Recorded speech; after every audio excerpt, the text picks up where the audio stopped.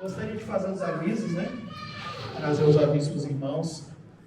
As nossas ofertas, nós não estamos tendo o nosso momento de oferta, né? Que a gente fazia normalmente, mas a gente não deixa de ofertar, porque ofertar é uma primícia, né? É algo que é aquilo que Deus nos ensinou, aquilo que Jesus deixou para nós, que é ofertar de maneira grata aquilo que Deus já fez no nosso coração. A gente deixa lá atrás uma cesta, tem a maquininha, e o Leandro mandou no grupo aí da igreja os dados para quem quiser fazer o Pix, né? Nós estamos modernos, né? Então você pode fazer o Pix. O mês de março inicia, nós temos nossos custos, né, para nossa manutenção, tem para os nossos trabalhos que a gente realiza como congregação. E eu queria que os irmãos contribuíssem, né? Não deixassem de cumprir aquilo que Deus tem nos ensinado desde o princípio, né? E isso tem sustentado essa congregação. Então, muito obrigado a todos que têm cumprido aí com o chamado de Deus para ofertar. Amém? Quarta-feira, nós tivemos o nosso pequeno grupo, continuamos com 2 pequenos grupos, um na Ceilândia, que essa semana foi lá na Jéssica, né? Jéssica Suame, passou perto. Suame, que na verdade não foi na Ceilândia, né? Foi na Samambaia, mas só que o PG Ceilândia se reuniu na Samambaia essa semana, postaram uns negócios bem legais lá, né? Fizeram figa. Eu estou lá no grupo do pequeno grupo de Ceilândia e estou no pequeno grupo também do Ponte Alta. Tivemos lá no Ponte Alta, lá na casa da irmã Zélia. Quando a irmã Zélia nos procurou, ela queria mesmo esse ambiente na casa dela, em virtude dos pais que não estão podendo sair de casa. Lá é um ambiente bem espaçoso. Então, assim, os irmãos continuam convidados, viu, irmãos? O nosso pequeno grupo continua toda quarta-feira, às 20 horas, Ceilândia e Ponte Alta. Sempre na terça, quarta-feira, o Jefferson manda o link lá, entra no grupo para você participar do pequeno grupo, tá bom? Domingo que vem, normal. A gente continua com o nosso tema do ano. Siga-me, vamos juntos. A gente continua falando, né? Esse é o tema do ano, ao qual a gente até como liderança instruiu, passamos o cuidado de falar com os irmãos para que tenham a vontade de discipular alguém nesse ano de 2021. Isso tem que sair do desejo do coração dos irmãos, tá? A liderança, por mais que ela faça o planejamento, se esse desejo não sair do seu coração de cuidar de alguém, não vai ter como a liderança chegar e impor para você. Amém, irmãos? Isso tem que ser um desejo, isso é um chamado para toda a igreja. Fazei discípulos. Isso faz parte da grande missão. Então, assim, não é dom específico de um, de outro, tá? Não é dom de pastor, não é dom de presbítero, é dom de todo cristão. Fazer discípulos. Amém? Receba isso, irmãos. Receba isso. Se você ainda está aí meio devo, não devo, dá um passo. Decida. Decida fazer discípulo. E não tenha medo, não se preocupe. Muitos têm medo da responsabilidade. O irmão vai me cobrar porque eu não liguei, porque eu não entrei em contato, porque eu não orei. Irmãos, decida. O discipulado é uma caminhada. Tá bom? Decida caminhar junto com alguém. O microfone hoje está dando uns ecos aqui, mas vamos lá. Felipe me abençoou, por favor. Abençoa com o microfone, vai dar tudo certo, né, Felipe? Amém. Irmãos de casa, boa noite. Estamos aí na live do Instagram e também estamos gravando um vídeo, né, que vai posteriormente os irmãos colocam disponível aí no YouTube para todos estarem assistindo. No mês agora de abril, nós vamos estar falando um pouco sobre tempo, né? É a temática do mês, tá? Siga-me, temática anual. No mês de abril, nós falamos sobre Páscoa semana passada e hoje nós estamos iniciando uma série de 3 palavras falando sobre tempo. E especificamente nesse domingo, nós vamos falar sobre organização do tempo. Jéssica vai olhar para mim e vai rir, né? Porque eu sou uma pessoa muito organizada, né, Jéssica? Amém. Graças a Deus. Será que isso é tudo didático, sabe? Mas quando a gente fala sobre organização de tempo, às vezes a gente tende a levar para o lado empresarial, onde a gente vai ter tudo lá organizadinho. De manhã eu vou acordar às 7 horas, depois 7h15 eu vou tomar um café, depois 7h30 eu vou fazer tal. Isso sim é um tipo de organização. Isso sim, eu não estou descartando isso, é importante para que as empresas se desenvolvam, a questão de tempo de cada coisa. O Luiz está aqui na área de administração, sabe como é importante a questão de organizar as coisas no tempo, o que vai fazer em cada tempo, né? Mas trazendo para a caminhada evangélica, né, caminhada cristã, a gente sobre organizar tempo, eu fiquei me questionando sobre isso durante essa semana, né, quando a gente decidiu que eu estaria aqui hoje na palavra, sobre o que eu poderia trazer sobre tempo, organização de tempo, que traria algo diferente para a gente. Porque eu poderia simplesmente trazer aqui uma planilha, irmãos, coloca aí que dia que você vai ligar para o seu irmão, coloca aí o que você vai fazer no seu trabalho, que horas vai ser seu trabalho, de tantas em tantas horas. Então, assim, poderia sim trazer uma planilha aqui, né, que ia ajudar muito a se organizar. Mas a gente está querendo falar sobre algo mais profundo, algo que é de vida, né? Entender o tempo das coisas.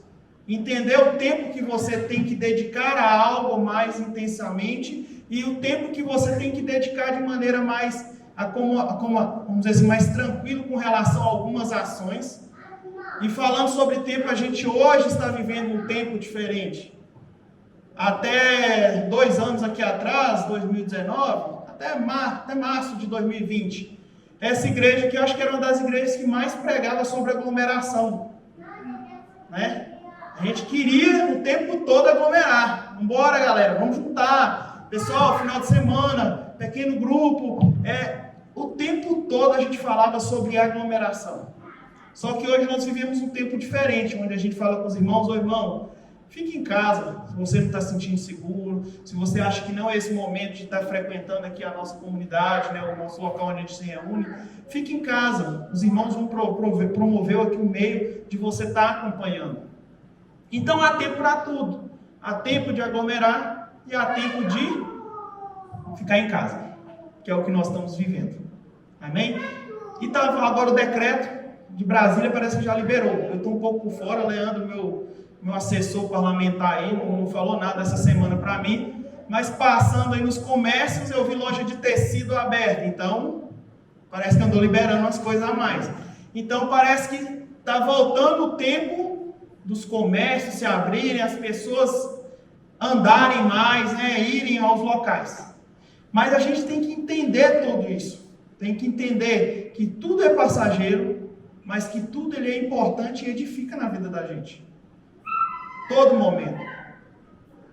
A gente lembra aí que em 2019, início de 2020, eu creio que a vida de todo brasiliense aqui, a maioria, se não 80%, 90%, era uma vida muito corrida, né? De trabalho, né?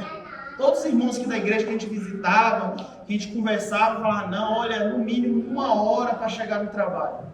No mínimo 1 hora para voltar, sem contar o tempo que eu espero no ponto de ônibus, que eu espero para o trânsito. Então, assim, a vida aqui na capital sempre foi muito corrida, né? Foi muito atarefada. Então, isso acabava tirando do nosso dia horas preciosas da nossa vida, da qual a gente estava ali dedicando a um trânsito, estava ali no trabalho, e isso a gente acabava queixando muito, né? Eu lembro que tinha muitas queixas, falando assim: não, meu irmão, eu até tenho vontade de servir mais, tenho até vontade de dedicar mais, mas eu não tenho tempo. Não me sobra tempo durante o meu dia. Minha vida é um caos o tempo. Quando veio 2020, que entrou a pandemia, primeiro lockdown que teve aí, né? Eu lembro que no início era bem todo mundo em casa mesmo, até as empresas ainda não tinham nem adaptado. Como é que seria home office? Era uma coisa assim, ó, fica em casa, depois a gente resolve como é que vai fazer. E aí, com o tempo, as empresas foram se organizando, né, e fazendo com que esse home office, a pessoa levasse o computador para casa, tudo. Mas eu lembro que, no primeiro momento, colocou todo mundo trancado dentro de casa. E eu lembro que isso foi um caos também. Porque a pessoa estava acostumada a ir para a rua. Aí depois de repente fala, não, dentro de casa. Mas eu estava pensando em dentro de casa. Não pode sair para lugar nenhum. E aí começou a sobrar tempo, um tempo muito precioso, que todos nós reclamávamos, que era o tempo com a família. Aquilo que nós não tínhamos de ficar dentro de casa, com a família, aquele momento de você usufruir disso, o que acontecia, irmãos? A gente ficava preocupado com o emprego, reclamando de outras coisas, e a gente não aproveitava aquele tempo de família, tempo de casa, tempo de almoçar junto, tempo de conversar, tempo de orar, o culto domiciliar. A gente não, muitas das vezes, o que tem atrapalhado nossa vida e nossa caminhada é porque a gente não está entendendo o tempo das coisas. Não é por falta de organização, é que tem situações que vão acontecer na vida da gente que vai ser natural. A pandemia não está acontecendo, não é só para nós aqui, não é só para a nossa congregação, não, é para o mundo inteiro, gente. Então nós não estamos sendo massacrados, nossa vida não está sendo um sofrimento maior do que a dos outros, não. Todos os outros estão passando pelo mesmo problema. Agora, como cada um está encarando isso? Como cada um está vendo essa questão do tempo que tem sobrado em casa? Como você tem usado esse tempo? É isso que tem se diferenciado daquelas pessoas que entendem o chamado de Deus, daquelas pessoas que estão perdidas no mundo. Que a gente tem visto muita gente perdida.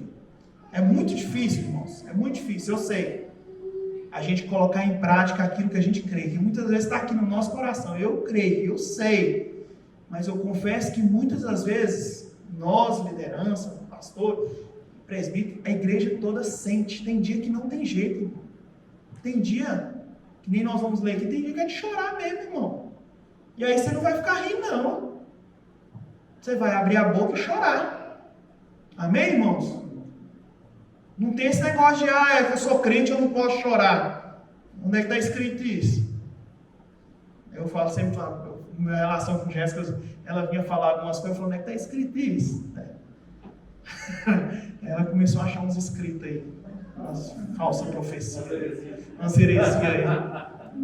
Mas onde é que está escrito que o crente não pode chorar? Depois nós vamos ler aqui, onde é que está escrito que o crente não pode odiar, ficar nervoso com a coisa, ficar assim, onde é que está escrito que não pode? Se a própria Bíblia fala que vai ter o tempo de odiar. É ruim ficar em casa, irmãos? Pode falar, irmãos. Para quem foi culturalmente a sair, ir para fora, né? Depois de repente trancar dentro de casa. Tranca a velhinha dentro de casa. Isso deu um... Porque a vida inteira, trabalhando. Ela vai sentir quando ficar em casa. Mas já voltou também, né, velho? Já voltou. Então, não é como nós vamos organizar o tempo, é como nós vamos entender cada momento que nós estamos passando. A gente pode sim organizar? Pode e deve. Mas a organização, ela não tem que ser a direção total da nossa vida. Não é porque se você pega aquilo que você organizou e em determinado momento você não cumpriu aquilo vira como um peso contra você, uma acusação. Olha, você não fez isso. Mas você não fez por quê? Porque eu quis ficar à toa. Aí, meu irmão, aí sim. Aí quis ficar à toa, né? Mas olha, eu não fiz isso porque eu me dediquei a isso daqui. Porque eu achei que isso aqui era prioridade na minha vida. Que eu não vou falar sobre algumas coisas sobre isso. Então, irmão, nós temos que encarar o tempo, saber qual o momento certo de cada coisa. E entender que a gente tem que passar por tudo isso. Que nada que nós passamos é em vão. Hoje nós temos aqui um jogador de futebol, Abner, né? Grande Abner. Eu vejo nele um jogador de futebol. Aí hoje ele é um jogador com contrato, está encaminhado, né, Luiz? Está encaminhado. Mas vai ficar em casa, deixa eu ficar lá em casa, curtindo videogame. O que vai acontecer com ele? Ele vai virar jogador de futebol? Só se for Thiago, né? Um profissional assim de alto nível, né? Só se for de PlayStation. Se ele não dedicar diariamente, nunca vai acontecer lá ele virar profissional. Quem já viveu no mundo do futebol aí sabe. Aquele que não dedica, aquele que não é profissional hoje, não vira profissional. E quem quiser acompanhar ele, vê os status do rapaz aí pra você ver. O exemplo que é, todo dia. É todo dia um pouquinho de uma coisa. Ele chegou aí lá até para Belo Horizonte, aí veio a pandemia, voltou, não foi, Luiz? Imagina. Aí agora volta de novo, né? Mas imagina se na hora que ele voltou de lá ele tivesse falado, acabou. E ficasse em casa, desanimado, triste. Não, é um momento. Tem que voltar? Vou voltar. Eu vou treinar porque o dia que eu voltar lá, vou estar melhor do que o dia que eu fui a primeira vez. Então a gente precisa entender o tempo das coisas, irmãos. Por mais que você queira organizar o seu tempo, existem coisas que vão acontecer na sua vida que você não tem domínio sobre ele. Você não tem controle sobre o tempo, irmãos. Então é como você vai lidar com esse momento. Bora ler lá Eclesiastes 3, que fala assim, eu li esse capítulo, de 1 ao 15 só, na verdade não é o capítulo todo, mas ele fala muita coisa, até coisas que nós estamos vivendo atualmente. Mas ele fala coisas pra gente que tipo assim, irmãos, a gente precisa entender esse momento que a gente vive como pandemia. Isso traz crescimento e amadurecimento. Uma igreja que se diz igreja fora da estrutura, que prega a vida inteira que igreja não é estrutura, igreja é as pessoas, agora nós estamos tendo a oportunidade de viver isso. Porque no momento alguns estão impossibilitados de estar aqui presente com a gente, mas eles não deixam de ser igreja. E você não deixa de ser igreja com ele. Então por que você não está sendo igreja com as pessoas que não estão vindo? Por que você está deixando passar uma semana para só ser igreja em 1h30 de encontro nosso aqui? A gente é igreja em 1h30 ou a semana inteira? Diz assim, ó, Eclesiastes 3, eu falei com vocês, versículo 1 ao 15. Para todas as realizações, há um tempo apropriado para todo o propósito debaixo dos céus. Há tempo de nascer e a época de morrer. Já começa assim, irmãos, ó, o início e o fim da sua vida. Engraçado, se a gente for olhar, todo mundo se prepara para o nascimento, mas ninguém se prepara para a morte, né? Imagina, não, eu vou deixar tudo organizado aqui, os papéis, os documentos aqui, porque no dia que eu for, vocês podem vir aqui, ó, tá tudo certinho aqui, meus documentos, meus papéis, as dívidas que eu tenho, tá tudo. Alguém se prepara assim, irmãos? Mas a Bíblia está falando que há tempo de morrer também, irmãos. E quando vai ser isso? A gente tem visto aí com a pandemia, morre gente nova, morre gente velha. Então, há tempo de nascer e há tempo de morrer. Nós temos que entender isso. Tempo de plantar e tempo de arrancar o que se plantou. Agora, há uns 30 dias atrás, quem trabalha no campo estava plantando. Só que há 16 dias atrás, ele estava colhendo. Ele colheu o que chama de primeira safra, que foi plantada lá em novembro. Aí ele colheu e já plantou a segunda safra, que se chama de safrinha, que é uma produção menor em virtude da questão de chuva e tudo. E ele vai colher lá uma porção menor. Só que ele plantou a maior, colheu, plantou a menor e vai colher também em menor. Se ele deixa passar 15 dias, 20 dias, ele não colhe praticamente nada, porque o final da produção dele vai estar com o sol rachando e vai estragar a plantação dele toda.